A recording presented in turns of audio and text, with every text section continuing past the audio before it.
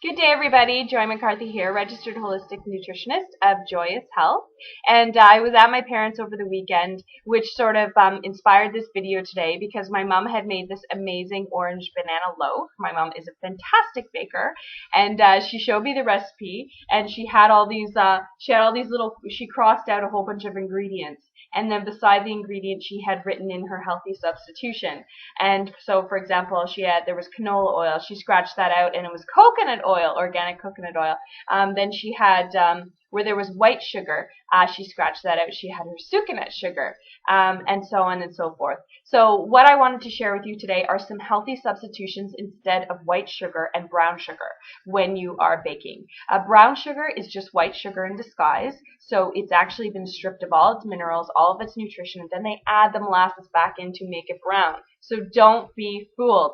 Sugar is a nutrient-dead food. Sugar promotes obesity. Sugar promotes diabetes. Sugar promotes an acidic body, and acidic body is a magnet for disease. So you want to avoid sugar as much as possible. So not only when you are baking, but of course when you're shopping, read your labels and really know what's in your food. So I'm going to show you a few of my favorite healthy substitutions when I bake as well. And these are the same things that my mom had, crossed out on her recipe. These are substitutions she uses as well, and she's a great baker. So coconut sugar, you can get this at the health food store. Coconut sugar has a glycemic index of only 35, whereas white sugar is 100. And what that means is it's the rate at which your blood sugar elevates. So glucose being 100 and this being 35. So this has a much lower effect on increasing your blood sugar. It has amino acids. It has B complex vitamins. It has minerals. But more importantly, for all you foodies out there, coconut sugar adds a really nice sweet taste to baking. It's great for muffins, for things like banana bread, different loaves and stuff. I really like this. Another sugar that I use quite often for baking with the same types of things is Cyka Nut Sugar.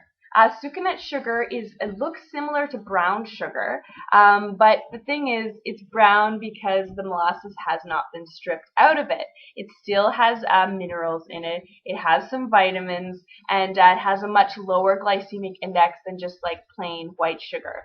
I like the texture that Cyka Nut Sugar gives to my baking, so I often use that. Of course, you may or may not have heard of Stevia. This is the brand that I like to use. Stevia is a zero-calorie herbal sweetener, so it is absolutely fantastic for diabetics. I don't use it in baking a lot, to be honest with you. I use it for sweetening things like tea or a drink, like if I want to have a lemonade in the afternoon, for example, I'll use Stevia. I have used it with muffins before, and it's been absolutely wonderful. The only thing I caution you on is that when you're using Stevia, it is really, really, really sweet. So you need to make sure that you make the proper substitution. And also, if you're using the liquid in a recipe that calls for a cup of cocoa sugar, that's obviously going to change the texture of what you're baking. So just be careful of that. Just be forewarned. I also love baking with things like cinnamon. Cinnamon is been proven in studies to be absolutely fantastic at helping to balance and lower your blood sugar. Cinnamon smells so good, and it is so, you know what, it is truly like one of those heavenly scents. Actually, they found in studies that when people smell cinnamon, it increases or improves their cognitive function and also improves their memory. Pretty cool. Cinnamon is incredible.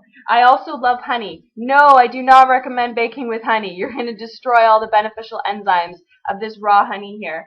This honey is absolutely incredible. It's a local honey from Ontario. I always recommend you buy local. Honey is a source of good bacteria, you might be surprised to know, and amino acids and enzymes, and this is truly a superfood. So I use honey. If I make a banana bread with very little sugar, then I'll put a little bit of honey on when I'm going to eat it.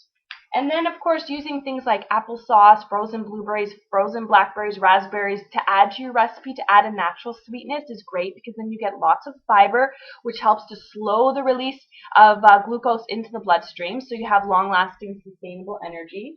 And then lastly, I love Medjool Dates. I'll probably eat this as soon as I'm finished. Medjool dates are so sweet, and they are great at making things like if you're going to make a raw dessert, say you need to make a crust, for example, you take medjool dates in your food processor with some almonds and some vanilla, and you can make an amazing crust. And then you could, slice up some apple, put that on top. So many great things. I will post on my blog. I'll post a bunch of recipes that use medjool dates for raw desserts. So I hope you've enjoyed my joyous video today, and I hope that you enjoyed the refined white sugar and try out some of my sugar alternatives, all of which can be found at health food stores. Now a lot of these things can also be found at regular grocery stores too. So I hope you have a wonderful, joyous day.